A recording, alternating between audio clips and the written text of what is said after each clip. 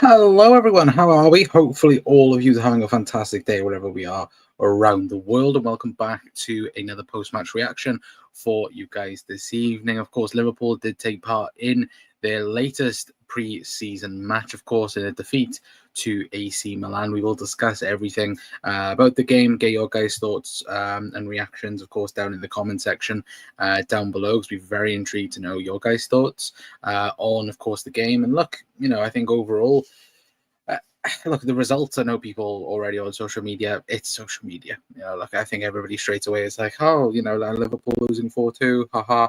Look, at the end of the day, who gives a crap? It is preseason. I think the most important thing is number one is players. It's game time. It's all about how they fare. And I think, to be awfully honest with you, I think Liverpool did quite well in terms of the things we want to see from them as well. But again, let me know your guys' thoughts down in the comment section down below, of course. But yeah. Ooh, excuse me. I've got a couple of hiccups right now. There we go.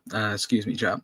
Saying big up Cal as well, saying wasn't too asked about the loss. Liked Verts today, and yeah, he's one of my standouts from today. Of course, did play in the false nine, or again the double 10 role if you want to talk about it, because again, of course, Liverpool had no strikers today because of, again, it looks like Liverpool are going to lose potentially both Luis Diaz and Darwin Núñez as the things right now. Of course, again. Hugo Ekitike not available due to him only just being bought. So again, Liverpool just taking it easy with him. But again, yeah, no, Florian Wirtz was one of my standouts in the first half. I thought he was absolutely excellent. Again, in the half spaces, yet again, the link-up play between him and Mohamed Salah. Again, there was probably one or two chances, wasn't it, that Mo Salah should have finished off and didn't really do, which again was a bit of a shame. But look, on an overall perspective, I thought it was a really, really good performance in that first half. In particular, again, we will take a look at individual stats in a moment by SofaScore. But I think on an overall perspective, it was really good. I think him, Rio Nguma as well, I think massively deserves a big shout out so far this preseason. I think all of us talking, and especially last night, we did discuss, didn't we, about how Liverpool could possibly replace Luis Diaz on that left-hand side. And I think, if I'm being honest, I think Liverpool have the replacement ready. Look, again, you have to be careful in these situations because we've seen it certainly, I think, in the last season and a half, where, again, I think a lot of us really thought that Jarell Konsa might have become the guy to take over the reins for Virgil van Dijk. And again, Liverpool saved themselves 40-50 million pounds. Again, Arne Slot comes in and doesn't particularly rate Jarell Konsa, which, in my opinion, again, fully back the manager, and like he thinks he wasn't as good as what we first thought he was, or didn't trust him enough in that respect. And look, he's now moved on and gone to Bayer Leverkusen, where, again, Rio Nguma, I think he's an exceptional talent. I really, really do. But we have to be careful with his progression because, look, I know people will turn around and say, oh, well, Lamine Yamal and these other young players, again, thrown into teams like Barcelona, Real Madrid, and other teams in Europe where they are then progressing excellently. Excuse me. And that is true, 100% it is. But I think, again, with somebody that is so young, you have to take your time with them. If you rush them or, again, overwork them, overplay them, look at us, for example, we've seen that firsthand with Stefan Bajcetic, that we rushed a little bit, probably because of the season we was having. He come into the team and then picked up really bad injuries that have kept him out for a very long time, which I think, look, you have to be very careful for. But when we look at the talent in Rio Nguma, I think he's an exceptional talent. And I think, look, he, given the game time, could thrive for Liverpool for sure. But there is still, again, plenty of time to figure out what Liverpool are going to do anyway. But Carl says Wirtz reminded me of Coutinho on how he picked that up as well. Yeah, true. I think the difference between maybe Wirtz and Coutinho is the sense of, with Wirtz, again, there's just consistent pressure, in terms of the press and how he delivers. Again, we're only realistically that his first game in front of fans, and I know it's preseason, we don't really take that into any sort of recognition or whatever. But again, seeing him in the team today, I thought he was excellent. From minute 1 to minute 45 when he got taken off, I thought he was really good. I really, really did think he was good. But Cal says he's no way near Yamal yet. Still a lot of work to do. Oh yeah, no, of course he's not. But again, you're not getting where I'm getting at in terms of the age profile. Again, Rio Nguma is quite similar to Lamine Yamal in how he's been brought into the team. Again, Liverpool have offered him the chance to become in the first team, and how they had a plan to get him out of Chelsea and how he was going to be used. And so far in this pre-season, he's been used quite a lot. Again, was in the starter, pretty much in the starting 11 team against Stoke. Against Preston, was pretty much in that first half team as well. And that was, of course, with the likes of Mo Salah involved as well. So near enough, Rio Nguma has been in the thought process quite a lot this preseason already. And I think at the minute, I do think potentially the idea is to have, when we're talking about, slots in that, that gap of the squad, I do think Liverpool might think, look, we may have an absolute talent that can replace Luis Diaz in Rio Nguma and have him thrive in that position. Again, when Cody needs a rest now and again, of course, you have Hugo Ekitike also can play that position. But yeah, no, I think that there's definitely that option there. And I think there's multiple options that Liverpool can go down. But again, whether or not we do go back in the market for a left winger, or when Alexander Isak does sign for Liverpool, we're pretty much happy with having Hugo Ekitike and Alexander Isak as our strikers, Cody Gakpo and Rio Nguma as our left wingers, and then on the right, are we probably saying Chiesa and Salah? Because I don't think Chiesa's going to go, even though again he hasn't gone to the tour. I still think there's something there in terms of he's not going to leave. I still think there's a possibility where Federico Chiesa stays at Liverpool for next season. But again, that's just a thought at the minute. But who replaces? I'm guessing you're saying Luis Diaz, Rio Nguma, in my opinion, Cal. Apparently Nunez was injured. Yes, he was. Arne Slot did confirm it. Him and Wataru Endo both had little problems, which again they didn't want to risk. But yeah, Luis Diaz is 100% leaving Liverpool. Again, that's pretty much Arne Slot's confirmed this, that there is conversations at the minute between Bayern Munich and Liverpool.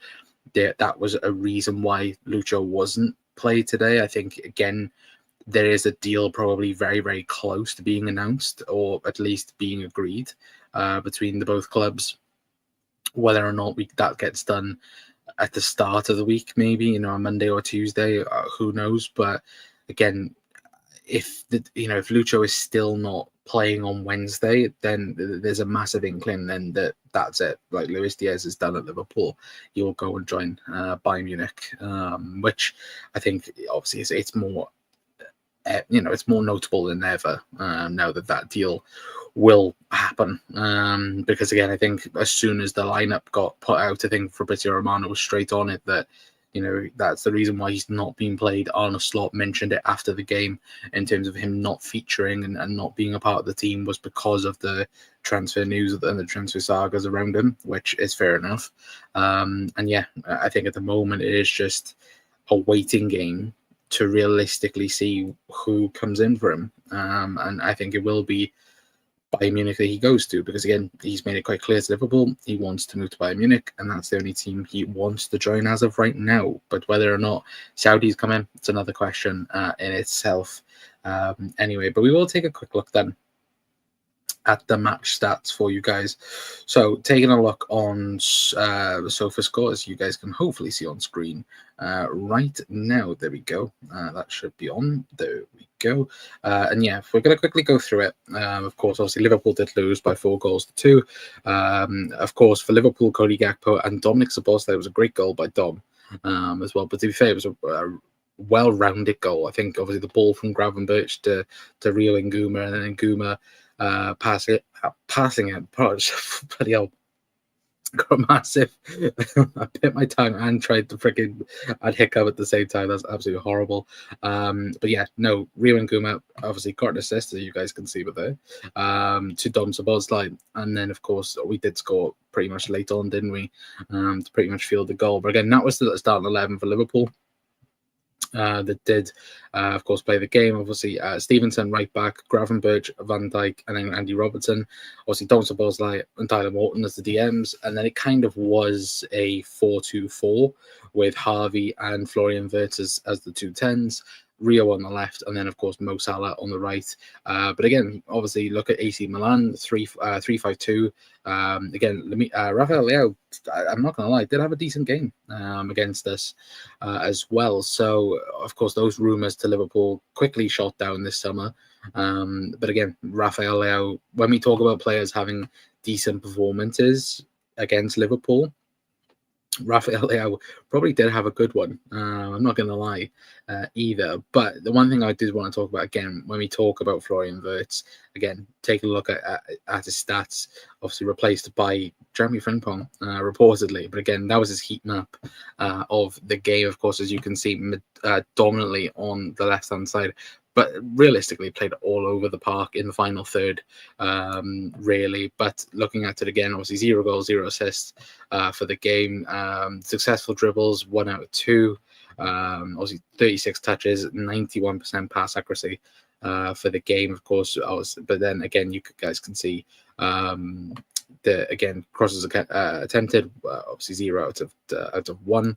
But even still, like, even though on this it doesn't necessarily look like he had a good game, I think when you watch it yourself and take a look at the Liverpool game in general, I think he had a very, very good game. I also think as well, Dom had a really good game, taking into consideration, realistically, he was all over the park, wasn't he? That pretty much highlights it there, where he pretty much spent the entire game on the left-hand side in that left channel of the two. But again, all over the park for Liverpool. Again, I think that certainly the bit by our own penalty box, I think that was in like the first 20 minutes or the first half, where Liverpool for some reason again dominated the ball, conceded, and then was good again for like 5 minutes, and then were just again Milan were just all over us for some reason. But yeah, no, I think Dom as well, I think had also a good game. But again, you guys can see all the substitutions were also made by Liverpool and AC Milan. Again, if we take a look at the average positions for both teams, again, you look at Liverpool right there, you look how, again, advanced Rio Nguma and Mo Salah was in terms of, again, their positions. Again, the double pivot or the double 10, really, of Harvey Elliott and Florian Wirtz. Of course, Wirtz is playing more as a false 9. But even still, I think that whole situation, when we talk about, again, how close Pulisic and Rafael Leao are. Of course, you look at it there, them two taking out Virgil van Dijk and Ryan Gravenberch, because look, let's be perfectly honest, Milan, sorry, were very, very good at counter-attacking Liverpool today. And again, that's something that probably Liverpool need to work on if we're talking about criticism at all. But then the one thing I'd also say to that is, of course, we're playing people out of position. Again, Florian Wirtz, it's unlikely he's going to be playing as a false 9 for Liverpool this season. He's most likely going to be in the Harvey Elliott role. Stevenson, not really going to be playing for Liverpool at right back, I don't think. But again, another option for League Cup games, potentially, this season. And again, I think Ryan Gravenberch will definitely be in the DM position. So I think Wednesday will also be very interesting in the game in Japan to see what happens in terms of the build-up and in terms of who starts. I do think we probably most likely see the main 11, if that makes sense. Like, I wouldn't be too surprised if we saw Alisson, Van Dijk, probably not Canate right now, because again, Liverpool have 2 fit centre-halves that we'll get into in a moment. But again, you most likely think maybe Stevenson might play centre-half alongside Van Dijk at the moment, and then you play Bradley or Frimpong. Then you can maybe put Gravenberch in midfield, have, again, let's say Szoboszlai next to Gravenberch, and then Wirtz in the 10, because at the moment, of course, Alexis McAllister is slowly getting back to full fitness. Of course, we got confirmation of that tonight that Maka is fit. He's back in full training, which is fantastic news. But I think mainly the most important thing, in my honest opinion, is the fact that we get to see the likes of Hugo Ekitike in the team, and also how the play is adapted. Because I think, obviously, the two games against Atletico Bilbao in over a week's time or 2 weeks' time, I think that is obviously the main important thing at the moment. Because again, that will be the game where you look at it and go, oh, that, you get to see the combinations a lot more, and get to see probably how Liverpool are going to build up next season. And I think possibly, if things go our way, Liverpool could be adding another few additions to the team as well. So it'd be interesting to see how they feature in the team as well. So look, I'm very excited, and look, I do think that whole system of, like, again, playing the false nine and having obviously the wingers invert and overlap, again, it worked very well. Let's be perfectly honest. In the first half, it should have probably been Liverpool 2-1 up. Or 3-1 up going into half time, but unfortunately that wasn't the case anyway. But we'll take a quick look then at the stats just before. Is there no stats for preseason games? There probably isn't, knowing this anyway. But again, you guys can see the result. Right? Oh no, there we go. There are statistics for it. It's me absolutely being an idiot. So as you guys can see there, we'll take a look at the difference between the two halves, because again, this is what I wanted to talk about mainly. Because again, first halves, you want me to talk about the shots and the differences. As you guys can see on the left by here, Liverpool had 68% possession compared to AC Milan's 32%. One big chance, according to SofaScore, that Milan had, which was probably the goal by Rafael Leao, which, to be fair, was a very, very good goal. But you look at the shots total, again, 6-7 in favour of AC Milan, to be fair. Because again, I think they had a really good tactic in terms of the counter attack, which I think that will obviously help in the Serie A. And I think Allegri as well. Obviously, the 3-5-2 he's quite synonymous with, which again you've seen at Juve throughout the years, where again he had the two of Higuain and Mandzukic, or again other players like that interchanging. I think Rafael Leao and Pulisic on the counter attack could be the way, where AC Milan do attack people in the Serie A this season, because of course they don't have to worry about Champions League or any form of European football, because they're not in any, are they, at the moment. But again, goalkeeper saves 4 for Liverpool, 3 for Milan. And you guys can see there, Liverpool outpassing Milan by nearly 200 passes, which is quite funny. But even still, just take a look at that, right? And that's the first half stats for you guys. Now take a look at the second half and how many shots Liverpool had compared to AC Milan. This is the thing that I found really funny in the game, where in the first half, I personally thought we were a lot more dominant than AC Milan. When you look at the second half stats in comparison, look at it, 69% of the ball for Liverpool, 31% for AC Milan. Again, when we talk about that counter-attack for Milan, I thought, again, they were really, really good in that aspect of things. 3 big chances, Liverpool's 2. Liverpool had 12 shots in total, and AC Milan had 3. I think the 3 shots they probably didn't end up having, they scored off of it, and that's obviously the perfect counter-attack game. Really, but again, 0 goalkeeper saves for Giorgio Mamardashvili compared to 2 for AC Milan. Let's not take this out of consideration either. Again, the 4th goal that Milan scored was pretty much a gift by Kostas Tsimikas as well. But again, for nearly well over 200 passes compared from Liverpool to AC Milan.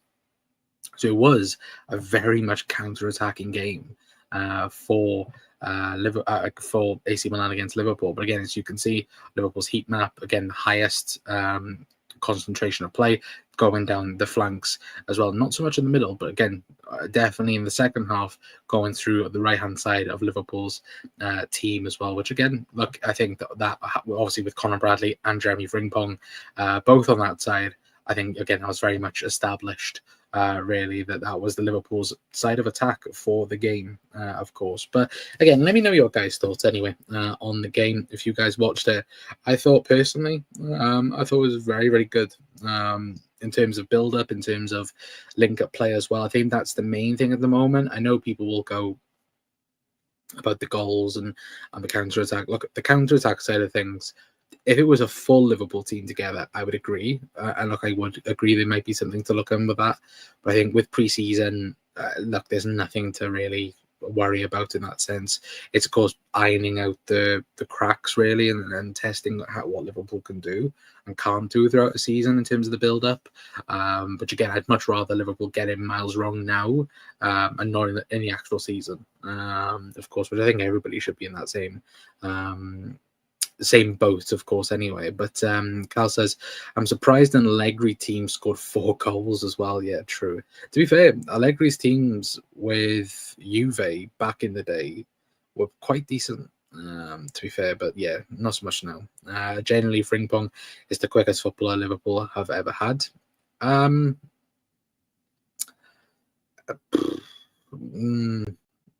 No, I personally wouldn't say. I don't know. I'm just trying to think. Like we're talking about the quickest players for Liverpool. Again, Ekatike ran him quite close. I'd say go and watch the inside training. Ekatike ran him quite close in the contest they had, and again, that's something that's quite interesting to see. But yeah, no, I think he's definitely up there. But I think Sadio Mane, Mo Salah, again. There's been loads of quick players for Liverpool. Even Sterling, when he first came to Liverpool, was quite rapid. But again, he wasn't as rapid as Sadio or Mo. I don't think anyway. But again, that's just my thoughts. Hero says, "Hi peeps. Didn't see the game. Does the result really matter? No, not really. I don't think so. Maybe for the fans that go, the real games start on the 10th. Yeah, exactly. Well, real games really start at the Community Shield. So yeah, that's the for many people. Even though again the Community Shield, I think for a lot of people, still it's just a glorified friendly. Let's be perfectly honest. But even still, I think it's like the only thing I would be worried about in pre-season is number one, injuries. And that is the number one thing. Like Slot talking about it after the game about how he didn't want to take any risks on Darwin, didn't want to take any risks on Wataru Endo either. And look, I'm all for that, and maybe in the past, not certainly with Liverpool, but I think certain teams would maybe push players a bit too much. Look, we're very much in that bracket of trusting the players and how they feel. And I think Liverpool have been quite honest as well in terms of the Luis Diaz stuff. It's like, yeah, he's been left out of the team because he's going to get his move. So there's no real bad thing there then, really. But yeah, look, at the end of the day, because I've already seen people on social media, that's why I said at the start of the show, I've already seen people come out and go, oh, well, why, Liverpool have lost, or look at the money they've spent, this, that, and the other, blah, blah, blah. I'm like, really? I'm not even thinking about it. Arsenal fans in particular, because they played AC Milan a couple of days ago and beat them 1-0. And it's like, oh, we beat them. And, this, that, and the other. It's like, sound? Do you want the pre-season trophy now? Is that a thing you'd like? It's like, I've seen Arsenal fans turn around and go like, oh, we did this and we did that. And I even tweeted out, quote retweeted someone about like how they was going on about Liverpool. It's like, oh yeah, no, give Arsenal the league now. Give them what they want. It's so stupid, for being honest. Look, Liverpool in 1920 won 0 preseason games, went on to get 99 points. So yeah, again, if Liverpool lose every game from now until before the start of the season, then go on to absolutely dominate Europe, then again, I don't care. I don't think anyone should either. But yeah, the hero. To answer your question, no, the result doesn't mean anything. Big up to yourself, Con. I hope you're doing well. I'm very good, thank you, mate. Apart from biting my own tongue while talking and having hiccups, I'm perfectly fine as well, but hopefully you lot are good as well. I also appreciate Leo's tribute to Diogo being his former international teammate. Yeah, brilliant tribute from Leo. Again, great news as well from Liverpool that they're going to have something on. Obviously, they did have, as you guys can see, Mo Salah on obviously the centre of the kit. I don't know whether or not that would continue on to the Adidas kit. I think they are going to have something engraved on the kit, which again will be very, very special. But yeah, no, it's great news for that. And of course, I think the club have already confirmed that if anybody does get Diogo Jota's name printed on the back of their kit for next season, all the money from there will go to the Liverpool Foundation. That will be built to, I believe it's a football foundation in Diogo Jota's name, which again is fantastic news, really, in that sense. But yeah, absolutely great news. What else do we have? Con, what do you make of Rio's performance? In your estimation, is he ready for first team? Well, we talked about that about 10 minutes ago, Ozan. But no, to answer your question, yes, I think Liverpool will keep him as the backup for Cody Gakpo. I don't necessarily think Liverpool will buy a backup now. I don't think anyway. I think Liverpool, in my honest opinion, as I reply back to you on Twitter, I think Liverpool get Alexander Isak and we get Mark Gahey, and I think that's Liverpool's business done in the window. Maybe we might go for two. I do think it's possible. Again, I think the Joe Gomez injury isn't great, but again, I think Joe Gomez will be fine for the start of the season. Really, I think it's just precaution again. And again, to rehab it, I think he's a lot better coming back. Of course, the sooner he's back in Liverpool, the sooner he's fitter. So with that being said, I think that's completely fine. Look, Liverpool can play Wataru Endo centre half. They can play Ryan Gravenberch centre half. In that sense, I do also think though Liverpool do need to sign a centre back. In an ideal world, possibly two, but then you're not going to have 5 centre halves in a season, I don't think, anyway. When you've got Van Dijk, Kanate, Gomez, let's say we sign Mark Gahey, unless we go and sign somebody who's a one for the future, let's say, that will be happy at the minute being 4th, 5th choice at the moment, then again, I don't think Liverpool are going to end up doing it. But again, that's just my opinion. But to your comment about Rio, yeah, I do think Rio will be a part of the first team next season for sure. What else do we have? Let Palace take the shield, if you know what I mean. Yeah, it's a cursed thing at the minute, isn't it? What else do we have? We played our game fitness and we get in the first line. The loss don't matter, to be honest. No, it doesn't. Absolutely, it doesn't. Again, we'll pick up Anthony as well. But yeah, the most important thing is fitness and making sure people are not injured at all as well. But big up Martin as well, saying the centre back is a must. Arna's words are lies today. Endo and Grav being able to play there as well. Yeah, look, of course, like I said, I think Liverpool they have multiple players that can play there. Liverpool will get a centre half. That's a given, really. If they have people on the list, if Mark Gahey's too expensive, they'll go for the next one. There's talks about, what's his name? Is it Aaron Stevenson or Stevenson that used to play for Leeds? There's talks about him at the minute. Gahey as well. So that there's plenty. But yeah, I think Liverpool will definitely sign a centre back. Maybe that might be the next signing. Who knows? Agree, Isak and Gahey. I think Isak will be deadline day signing. I think it will. I don't think it'll be a deadline, but I think it will take time. I said it last night. I think the Liverpool bid is there. Again, Fabrizio Romano talking about it today and last night, and I think a lot of people are talking about it now. Newcastle have to find replacements first, and they're currently in talks with. They're currently in talks with.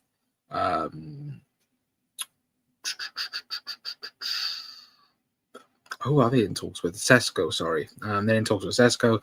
I think Craig Hope as well, a bit earlier on, spoke about obviously the visa situation, because there's talks now of Saudi going in for him. But yeah, no, there's definitely one. Newcastle definitely wants strikers. They do, absolutely. But I honestly think, personally, Liverpool will just give Newcastle time, get their replacements in, and then obviously the domino effects are happening at the moment because Leipzig are signing a replacement for Sesko as we speak. The Brazilian fella, I forgot his name. Right now, as soon as that happens, Sesko will go to Newcastle, I think. And then there will be conversations with Liverpool about Alexander Isak. It's pretty much understood at the minute that Liverpool are just waiting in that regard anyway. What else do we have? Let me quickly go back up. I really want Gahey now. I think, to be honest, I think Gahey could be a long one because again, Palace. Until we know what's happening with Palace in terms of Europa League or Conference League, again, their whole valuation at the moment is messed up because there's rumours that Eze could be going to Arsenal, which if that's the case, then that might even bump up the price even more, really. But there's different variations at the minute, to be fair. But Anthony, no way, it's going to take that long. I wouldn't say it's going to take. It's not going to take. I don't think it's all transfer deadline day, but it will take a couple of weeks because look, like I said, Newcastle have to sign players. And they know for a fact at the minute that Isak's not playing for Newcastle. Like, he's made that abundantly clear. He's not going to play for Newcastle until he leaves. But if Newcastle mess about, I think it will take long, possibly. But again, of course, like I said, they have to find replacements. It's true. We do need centre-backs. Isak won't join us. We need to move on. He will. Yeah, he will join Liverpool. My honest opinion. Creswell is hardly exciting. Neither was Andy Robertson.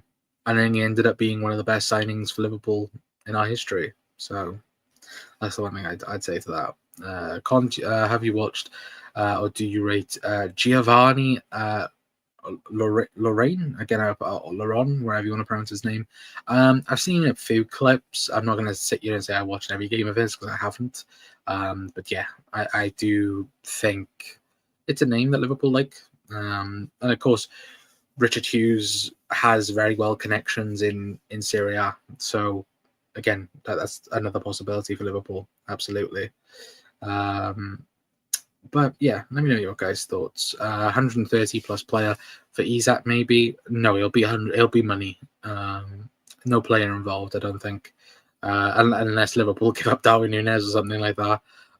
Yeah, no, there won't be no player involved with Newcastle now, I don't think. I wanted Joel Hatto, but he's going to Chelsea. Yeah. To be fair, Chelsea, obviously they're signing Xavi Simons. They're also signing Joel Hatto. Good signings, to be fair. Really good signings. Eddie Howe said today he will stay.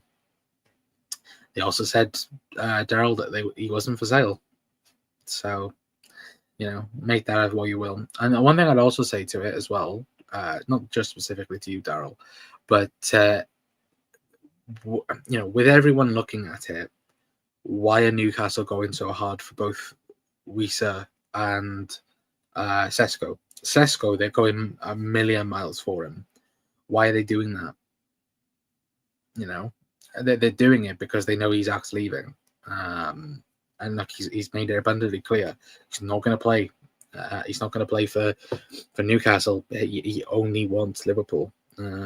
So yeah, Kanate is awful without VVD. Saw that today.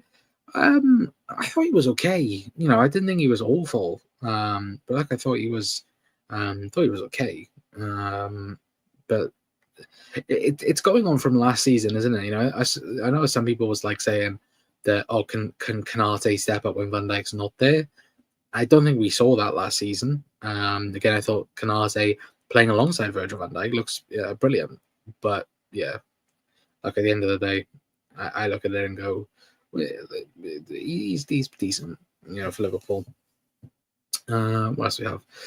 Sesko to play with Isak, maybe. Yeah, and that 4-4-2 that they made up. Yeah, no chance. Look, they're not playing 4-4-2. Their main formation is 4-3-3. Yes, variation-wise, they could change to 4-4-2 if they want to, but there's no chance in hell that they are playing. This is the thing as well. Newcastle cannot spend. Look, they have the richest owners in the world. They do, but FFP-wise, they cannot sign Sesko and Wisa or Nicholas Jackson or Ollie Watkins and keep Alexander Isak. They can't do it, and that's the other thing. But plus, they're not playing 4-4-2. Liverpool could do next season, to be fair, but still, that's another question. But we said Coutinho wasn't for sale. Boom, 150 mil. He left so many talks. True, that is very, very true. The one thing I'd also say as well, Liverpool also said it with Luis Diaz, and Lucho is about to leave. So yeah, if every player has its price, and all of a sudden they have spoke about how Liverpool can definitely go on to have something in terms of having that set point of where it's met. And like Newcastle have even said, if there's a chance to sell, then there's a chance to sell. How on earth, right? And I'm going to say this now. I'm not bringing up the comment, but Mikey, how on earth have you got my profile picture or one of my ex-profile pictures as your thing? Not a chance, mate. Yeah, I'm not reading your comment. I'll go away. Do you think Chiesa goes to Italy or Saudi if he left? Italy. I think it'd only be Italy, really. Diaz is sulking in training. He looks so... I disagree with that. I think honest Slot said it perfectly. He's training fine. He's training perfectly. It's just that it's like he will leave, and when he does leave, look, that'll be the be all and end all. We're not. Yeah, no. To be fair, I could do it now if I put stuff in my hair.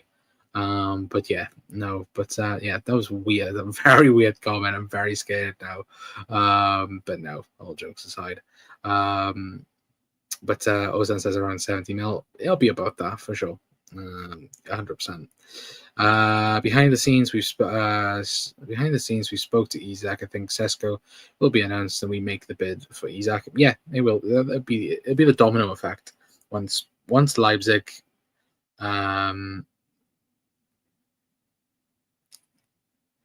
It's me and my PFP. What the Jesus Christ, go away.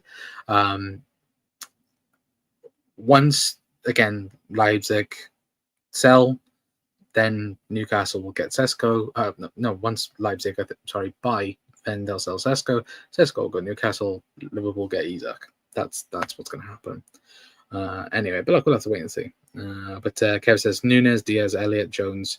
Tsimikas don't need to clear out. Jones out of them lot will stay. The rest, most likely. Can't you have a twin somewhere? No, I don't. As far as I know, I don't have any brothers or sisters. So, yeah. Either way, who cares? But look, let me know your guys' thoughts down in the comments anyway. But yeah. Yeah, that's weird as hell. But yeah, let me know your guys' thoughts anyway down in the comments. Let me know who you guys are looking forward to in this preseason. For me, I think Rio and Guma is going to be something special. Wednesday, we could end up seeing, I think, more of the first team. I think we'll possibly see as well Rio and Guma play alongside Hugo Ekitike, possibly. That'll be the one to look out for. And of course, Florian Wirtz playing as more of a 10 instead of that false 9 that we've seen.